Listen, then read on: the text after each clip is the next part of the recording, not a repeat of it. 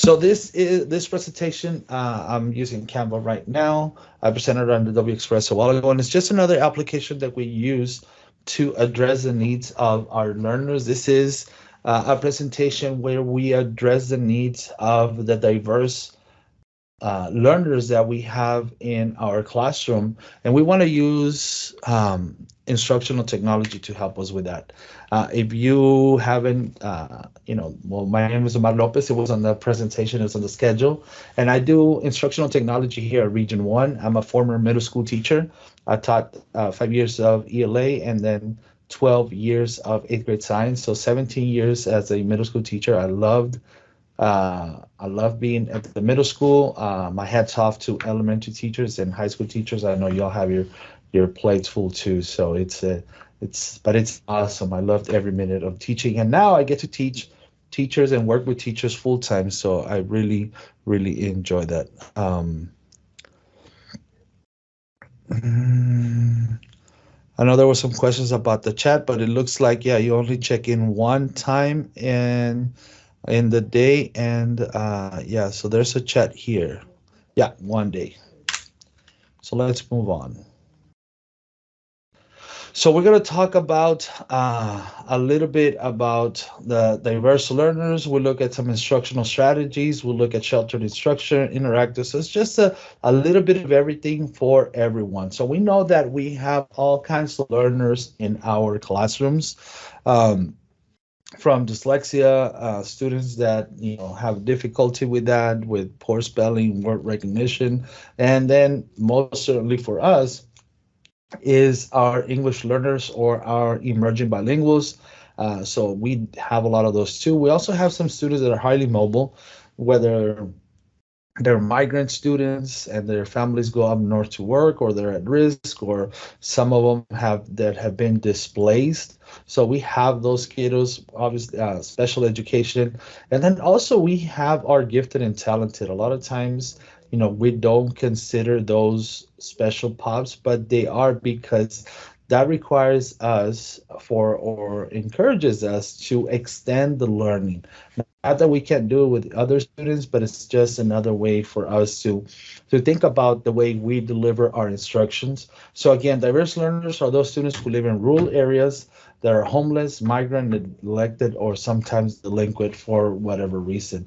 But through instructional technology, we can always find ways to make sure that we help all of those kiddos. So some instructional strategies, right, is for us to encourage the growth of and make our students independent. We talk about student agency. We talk about um, advocating for students to be driven, to be intrinsically motivated. But what is it that we are doing to accomplish that? Our students need some sort of model or an example, right? And that's where we come in, and we kind of find ways to scaffold the learning process so that way they become independent learners. Whether we're doing some sort of flipped instruction, or whether we are doing blended learning or station rotations, or maybe doing some flipped, I already said flipped, doing some other activities in the classroom, we want to encourage our students to drive their own learning and really take advantage of this technology, whether it's async or whether we are guiding that instruction. We use instructional strategies and technique as techniques, right, to help students become independent and strategic learners. So they got to find the way to learn and see what works best for them. A while ago in my other session, I was talking about creativity.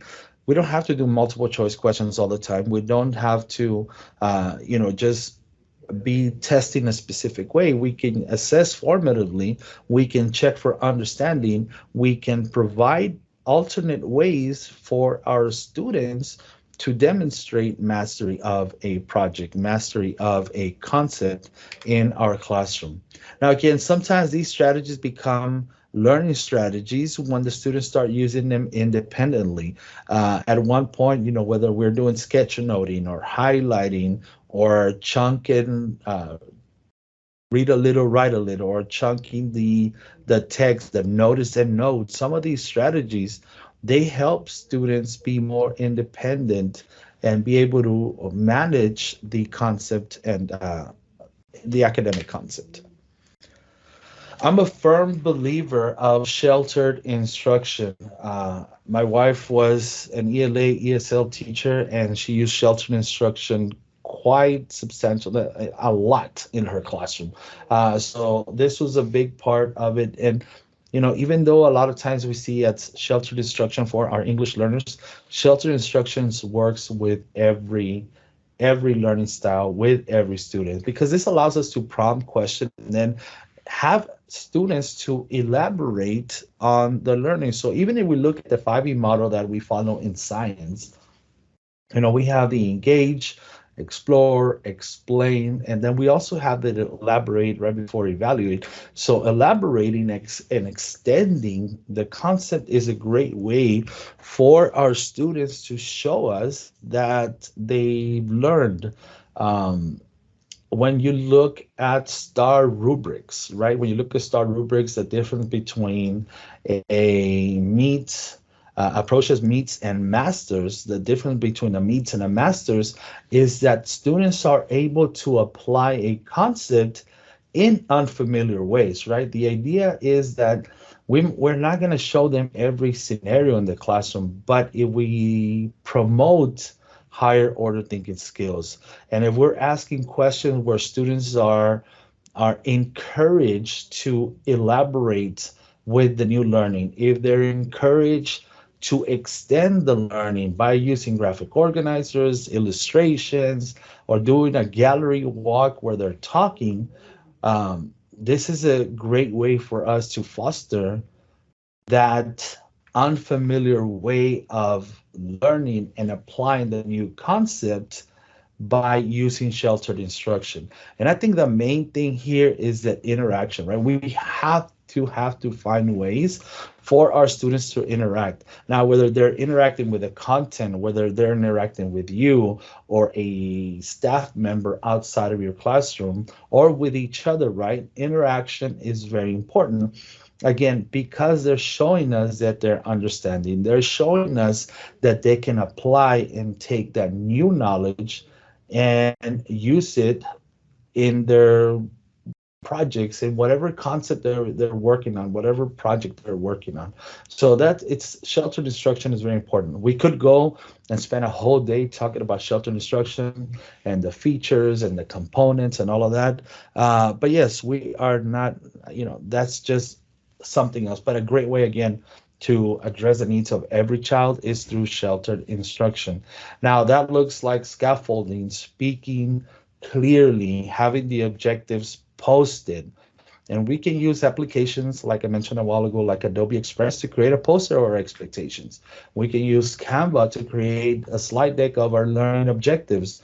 We can use Microsoft Flip for us to create a flip video, an instructional video, where our students are able to pause and go back and listen at their own pace. So all of those strategies that ensure that our students, or that help us for our students to internalize and gain a deeper understanding so that they can ask those questions, so that they can apply the new learning in unfamiliar ways. That's a great way for us to reach every child. Now,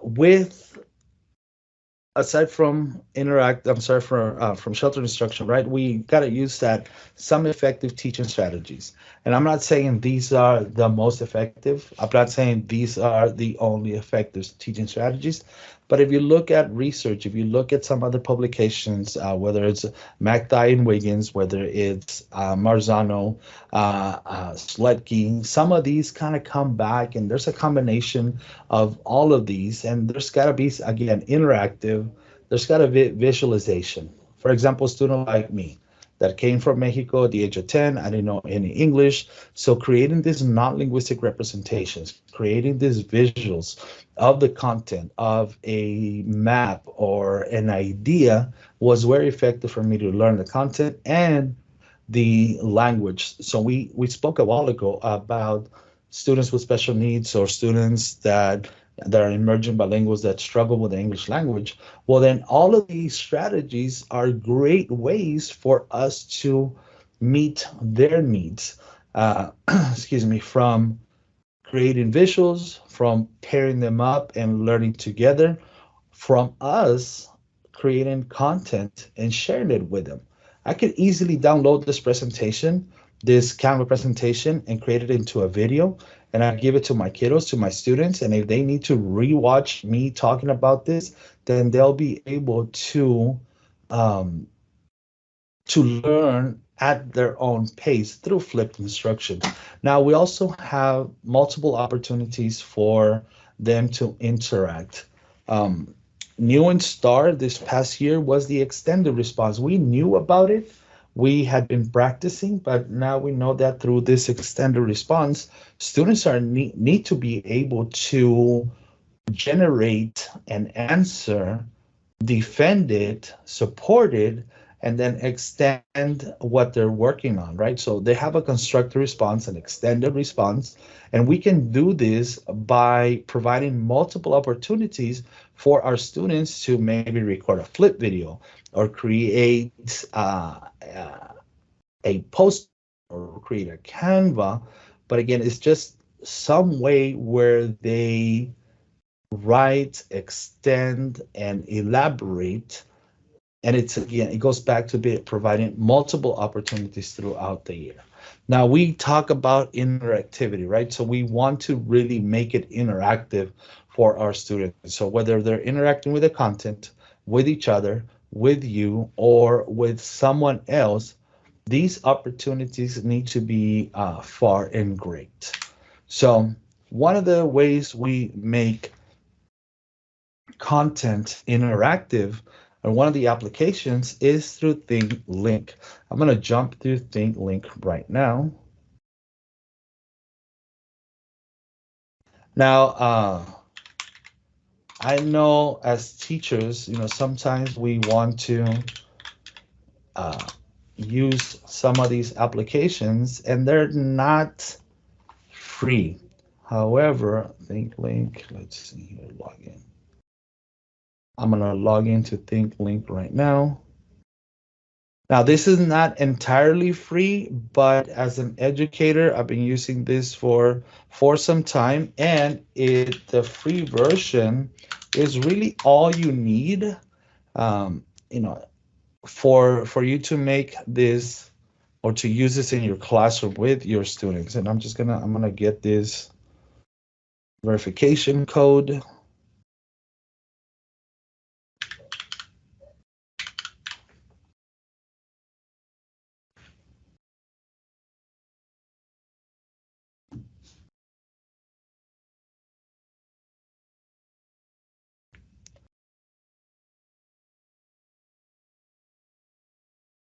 So ThinkLink, ThinkLink is a place where we make images interactive. So it works a lot with images that are 360, that are taken with a 360 camera. However, they don't have to be. Notice it's asking me to upgrade to professional. Again, we don't need to do that because we can create as educators just enough what we need in the classroom. There's somebody else, another industry that wants to use this and make it, make money off of it, or because they're paying for it, then that's a different story. But we can create for the classroom different content. So because a while ago I was talking about atomic structure, and all of these, I'm going to delete. Let me edit that, not that one.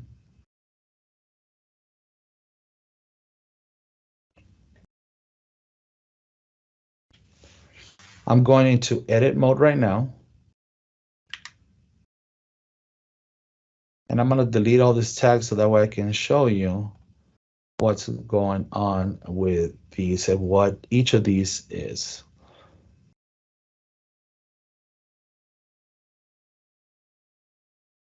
So an image, we upload an image to our Thinklink, and then we add tags. So I'm gonna continue. No, I'm gonna put done. Actually, I'm gonna come back home and I'm gonna click create. So that way I show you from the beginning. I can start with a blank canvas. I can create an image. As I showed you a while ago, as I talked about a while ago, we can upload 360 images. Some of these might be free, but really we focus on just a regular image. And I can look for some images that from the examples here, or I can drag and drop images. I can link directly from my OneDrive, from Google Drive, from Canva, or from Unsplash. So I'm going to click Unsplash and I'm going to select atoms. So let me see if these aren't so great. Let me search again. And there isn't one that I like. So I'm going to create again, image. I'm going to look for on my computer.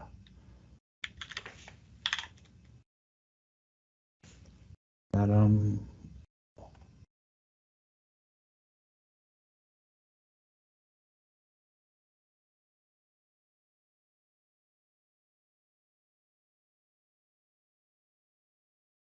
You know what, let me go with Canva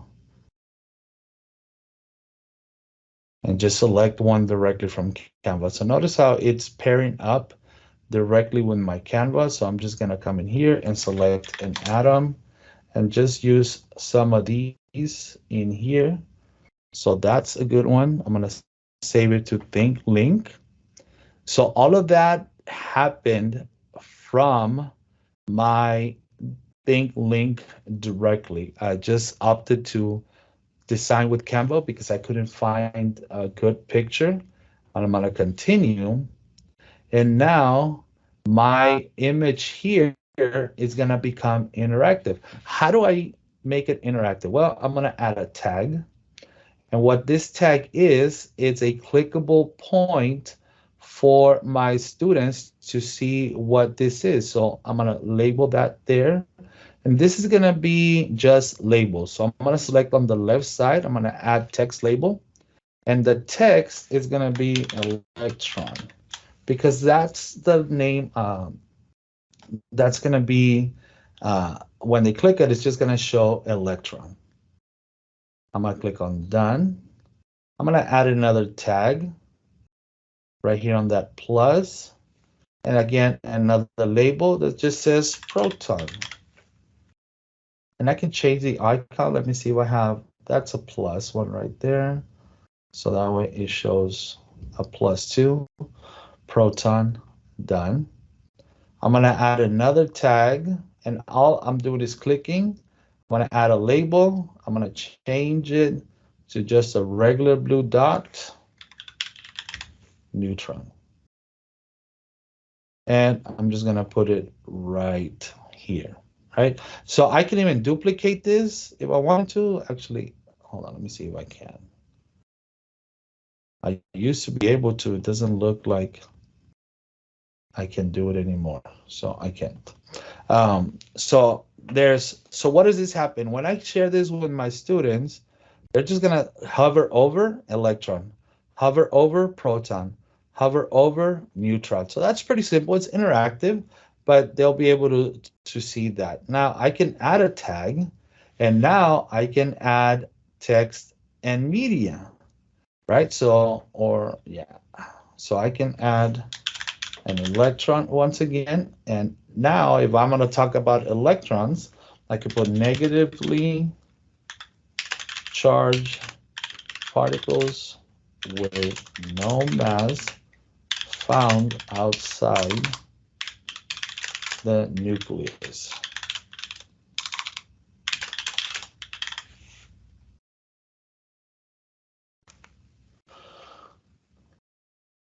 So this one was here.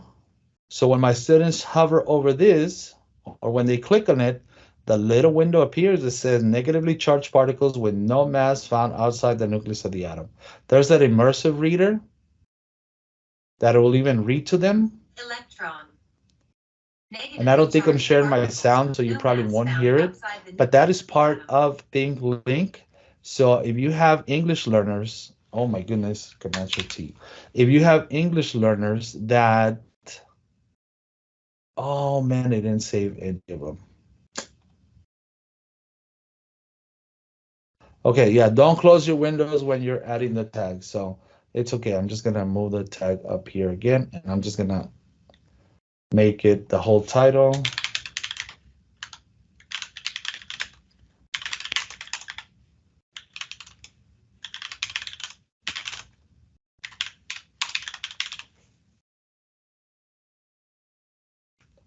So now, again, see here, they hover, click, negative with no mass outside the nucleus of the atom. So all of these are tags. I'm gonna add one more.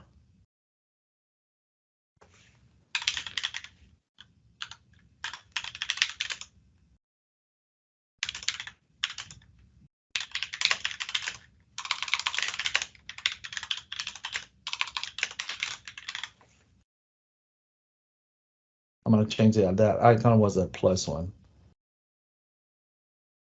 So I'm adding it here.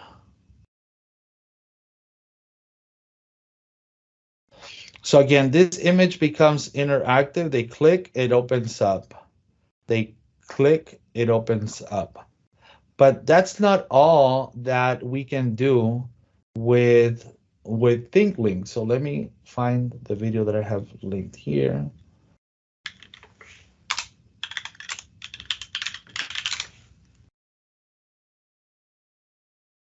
I'm a teacher just like you. I teach sixth grade science. And I'm gonna grab that link. You wasted your playing time trying to find.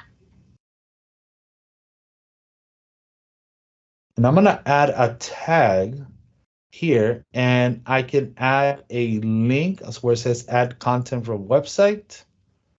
And I am going to embed my video. I'm gonna use this button that says YouTube so my students know that it's a YouTube video. And right here on the top right, when they come in here, the video plays in the center and they can play the video directly from here. So now I'm taking my Thinklink, I'm adding the picture of the atom, which is part of the student expectation to be able to describe. So they know that the electron is found on the outside, it has no mass. They know that the proton is found inside with 1 AMU, it has a positive charge. And if they need additional support, they can click on this portion right here and watch that video directly from the Thinklink. I'm gonna click on done. Now make sure that it is public so anyone can see it, save it, share it, and I'm just gonna get a direct link. I'm gonna copy this link. I'm gonna open up another window so that you can see it pasted. And now this is what this image is going to look like for my kiddos. So they're gonna come in here, neutron, electron, electron negatively charged, and then there's that video that plays directly for them. So I guess it did save my other ones that I was working on. I can print out a QR code. So if I were to scan this with my phone, which is what I'm gonna do right now, it's gonna open that Thinklink on my phone, and I don't even need to subscribe. I don't need to do anything. All I gotta do is just click on the little tags. And if you, what's loading my YouTube right now, so I'm gonna close the YouTube, but I can click on the little tags, and I don't know if you're looking at my camera, but I have my phone with the little box that tells me what each of those is. Now, why is this important? Because I can put my whole lesson, my initial teach, my extension, my link to a PDF, my link to a slide deck, I can have all of that in this Thinklink. So this is a great way, well, I mean, I'm saying I'm presenting, right? So this is a very effective way for you to add content add media to a picture like this that I connected directly from Canva. I made it interactive, and now my students can interact with this if they need additional help, if they need additional support. So I'm gonna pause really quick for a moment um, to see if there's any questions. And I'm looking at the chat now, and it doesn't look like there are any. Okay, good.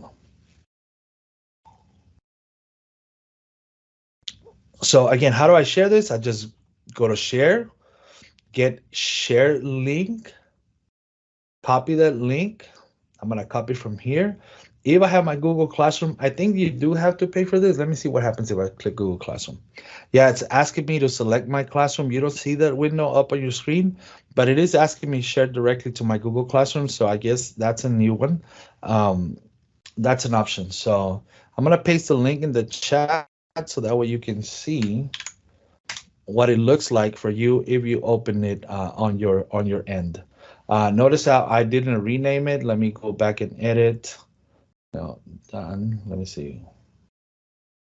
Mr. Lopez, there was a question on there. I wanted to know, where do you save those documents? The Thinklink. Once you're done with them and everything like that, where do you save it? They these stay right here in my link in my Thinklink account. So like all of these that I have been working on, regular images. Um, so this one, the brown jellyfish. I have this one from 1 year ago, and it still has. Oh, this was a classification of organisms: eukaryotic, multicellular, autotrophic. Here's the video for about jellyfish. So all of these stay saved in my Thinklink account. Uh, so this is one that your students wouldn't want to be creating on. Ms. Gonzalez, yeah. The thing is with this is you kind of use this as a hyperdoc, right? As a hyperdoc on steroids, or like a choice board. It's a way for you to link content, link material here. So what you do is just share the link, like the one that shared on the chat.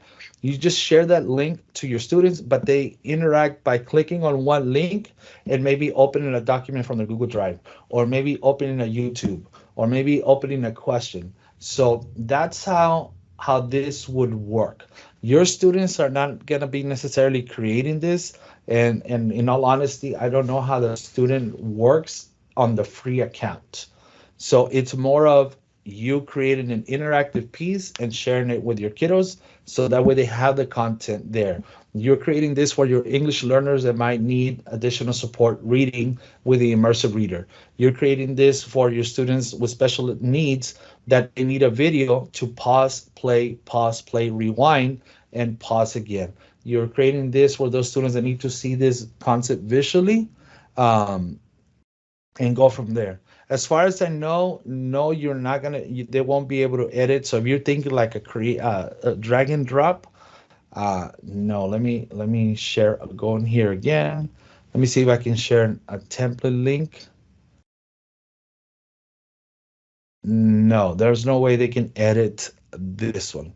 But if you link to another document, maybe a Wakelet or maybe a PDF in your Google Drive, then maybe you have this picture as an editable PDF in your Google Drive, and then they'll be able to access it from there. But as far as editing the thing link, that would be a no.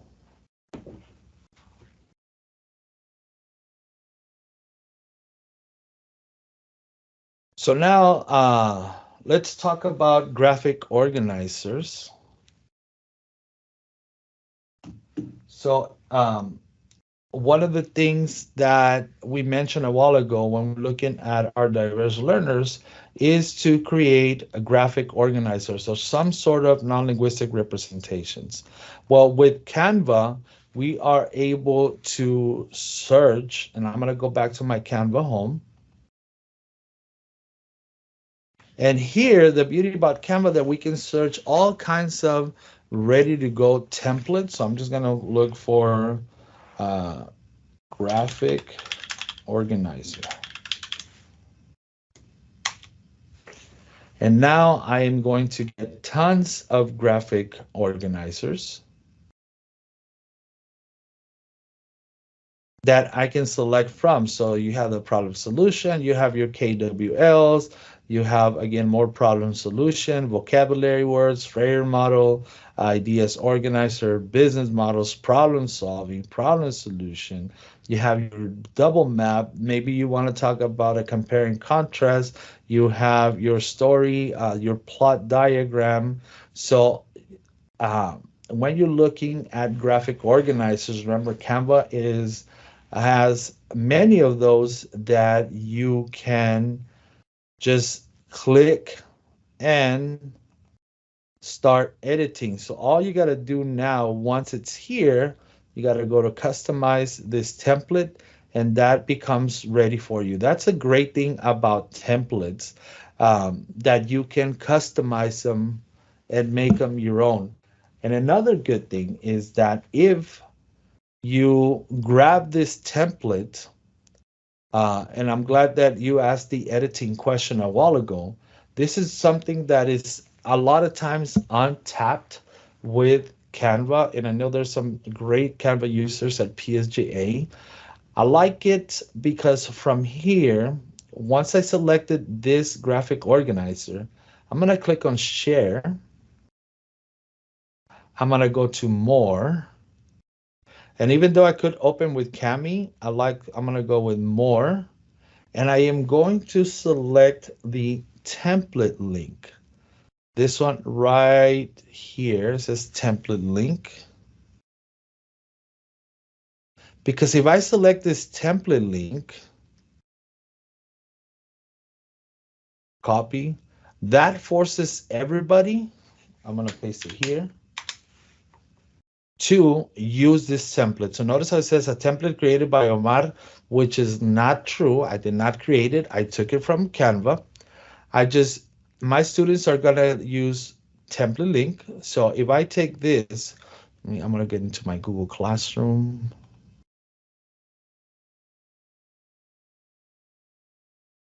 I'm gonna go into my Google Classroom. I click on the link. I paste the link.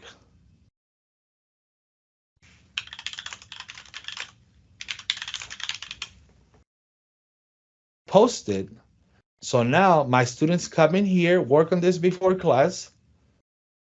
They click on it and it asks them use a template. So by then they already know, click on use a template and automatically creates a template for them directly into their Canva accounts. Then they can post it to you, they can share it to you, but everybody gets their own. And then one of the other things here is that I'm gonna come back. I shouldn't come back, Muse. Here is that students learn that every time there is this little asset, which is the cloud with the grass and the sky, they already know, oh, I need to put a picture here. Or they can come in here and add their own examples, write the type of energy here. So let's say this is electrical, right? Then they can use, if they could take a picture, great. If not,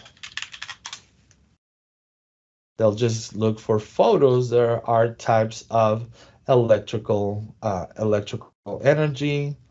So I'm gonna come in here and use this and drop it. And right there, delete that and type of electrical energy. Now here they answer why this is important. So the prompts are there for the students to quickly start creating with Canva templates. So it might take some time for us to find the perfect template, but then again, they don't have to be perfect. Remember, students are still going to make some changes to it.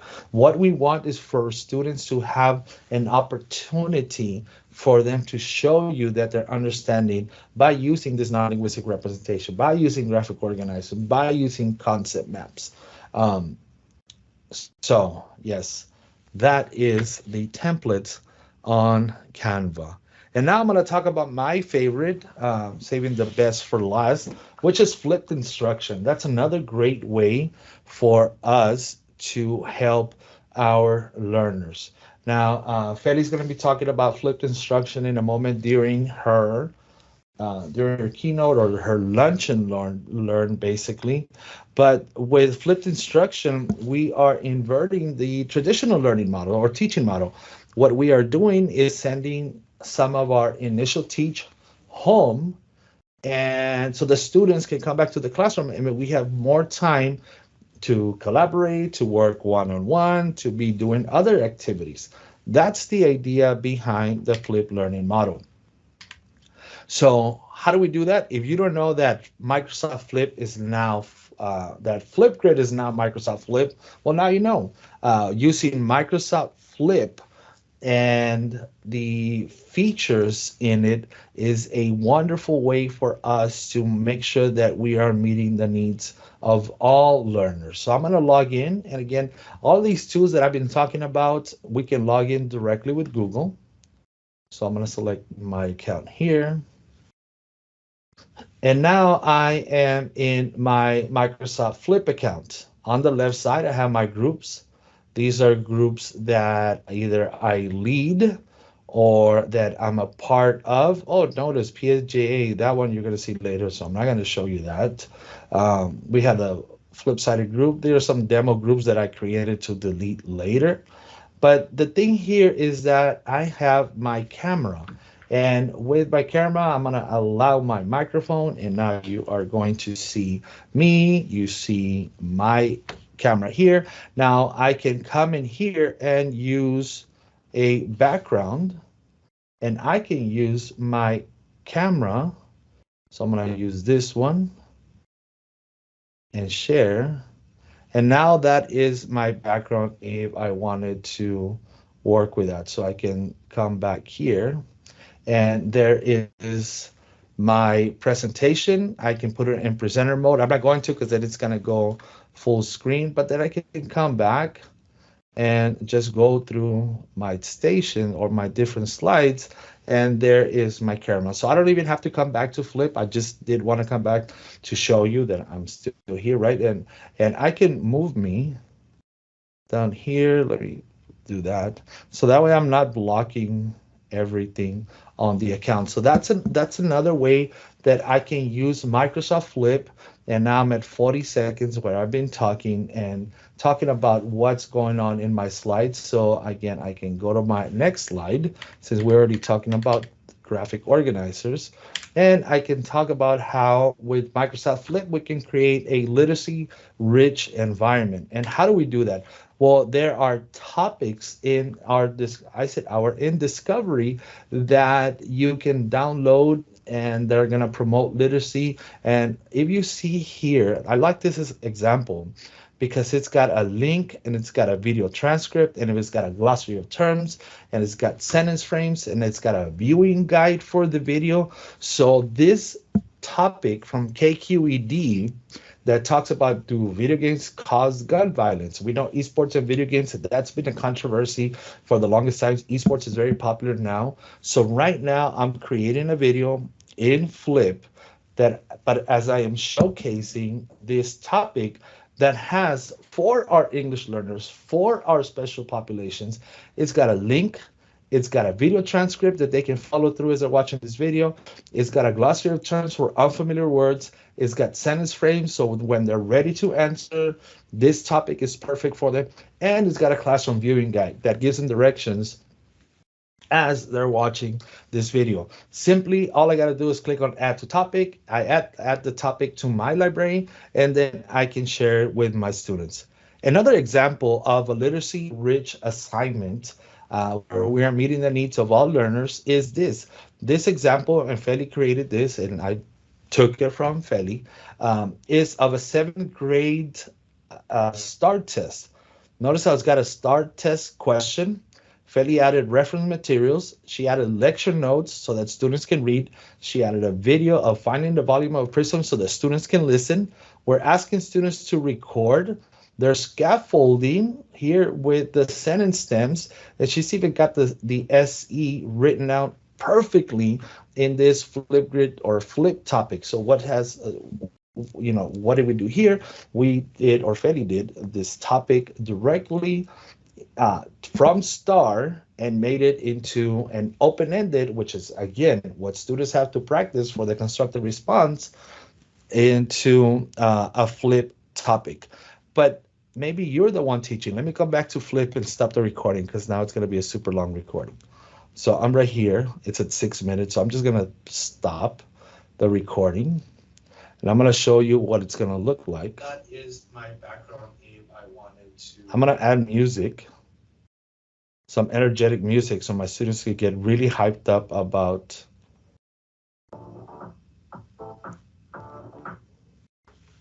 So as I play this, and now it's lagging. Let me take off the music. Let me try another one. There is I'm gonna click next so that way it's done processing, test. And I'm gonna save it to my profile. Once it's done uploading, now this video is always going to be in my Microsoft Flip account. So what I can do from here, I can then add this video to a Thinklink. Then I can add this video to my Google Classroom. Maybe I can add this video in a Canva for my students to watch. So I'm bringing everything together to be able to provide my learners with all these strategies so that way they can catch up or get ahead or be where we're all supposed to be. The last thing I want to mention right before we finish, and I give you some time to complete the survey if you haven't started, is that Microsoft Flip has the Immersive Reader. The Immersive Reader, like I showed you a while ago with the Thinklink, is able to read the content to your children with, let me see here. Yeah, go to my profile. I'm not going to go to my profile. There's my video right there. Look at all my other videos too. But I'm going to go to the discovery. Actually, you know what? Let me come back. Since I already have one here that I did, I'm going to show you the Immersive Reader, and it's only going to take me a couple of minutes, but notice how Name 3 states of matter. It reads it for me. But one of the things that we like to highlight is that if you go to reading preferences on the right side, I can change my language to Español, and Español from Mexico. No pongan Español. Well, I mean, if you want to put Español from Spain, you can. But they're going to sound like David Bisbal. But yeah, you can do that. But I can change it to the whole document. And now this Flip topic is en español. Mire el video y luego responda a las siguientes preguntas. ¿Cuáles son las propiedades de cada estado de materia? So all of that is there. Some of these even have pictures, so that way they can see what siguiente is following, what it looks like in English, what it sounds like in Spanish, and a little illustration, very similar to what we see in other testing platforms. And I can always switch back to my original in English. And again, this is part of the Immersive Reader in Microsoft Flip. So I'm going to come back to my presentation. At this time, I know we only have about 2 minutes. Ms. Anaida has added the link to the survey and also the link to the upcoming presentation by Feli. You're going to love that because her presentations are magnificent. So if you have any questions, I'll be glad to answer any questions. Also, I'm adding my email in the chat. And if you I want to say subscribe, but it's not a subscription because I'm not going to send you junk mail or coupons or ads or anything like that. But if you have any questions about anything that I talked about, I'll be glad to talk it over. What I do want to share most importantly is our megabyte schedule of upcoming workshops that we'll be hosting at Region 1 and virtually. So if you share your email, you email me and say, Mr. Lopez or Omar, I was there in your session. Um, just add me to the email list. I'll be happy to do so. But not, you can always reach out to the wonderful staff at PNJA ISD, the technology department, which is phenomenal. And thank you so much for having me. It's been amazing. I know it was fast, but I hope you can catch the recording sometime or that is shared with you. If not, you can always reach out. I hope you all have a wonderful rest of the day. Enjoy the keynote and have a wonderful school year too.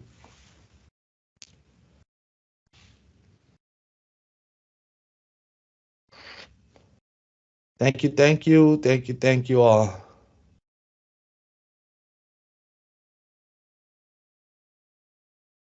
Mr. Lopez, Mándeme, yes. I do have the question on that KQED. Is Uh-huh. that a subscription that you have to look for, or is it within Flip? No, it's like those topics. Okay, so KQED does have a subscription aparte, pero Okay, whatever is, so if you're looking at my screen right now, right, I'm going to see. Discovery in Microsoft in Flip. If you go to the partners right here and view all the partners, everything that is part of the KQED, where are they?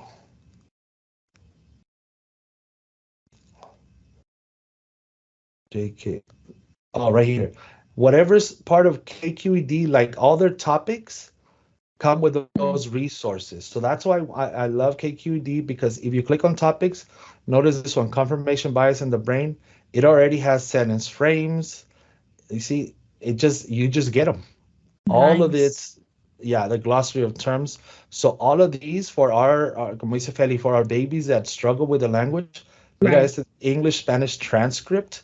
So this is perfect for our kiddos. I love Yes. KQED. Everything is here. So whatever. Now, if you go through the KQED website, you might need to pay for some stuff. Okay. Pero if you go through Flipgrid or Flip and choose their topics that are Microsoft Flip topics, you get everything that's here And in they're this topic all for free. skill based. They're like based by skill, or based by like how are they by are they just by topic, or how does that So, work? right. So if you search by KQED, they're really not necessarily skilled or content based. Uh-huh. So if you see there's some on science documentary, beavers and climate change, best way to stop Asian hate, political cartooning. So there are other topics not necessarily connected to your content. So if I'm a science teacher, I might need to come in here and look at something for with wildfires or about climate change. So you're not gonna find anything that's directed to your teaks, but it's more of a social knowledge, social understanding. Endangered species, if schools could dance, engineer for good change. So is there a way to protest? Is there a right way to protest? So that type of topics. And then But the one that you borrowed, that was developed by that person, right? All those links and everything like that, that was developed by that person. is this like the On the one on the KQED? one that you had, the math one, that one. Well, this one, Feli and I created this. Oh, okay.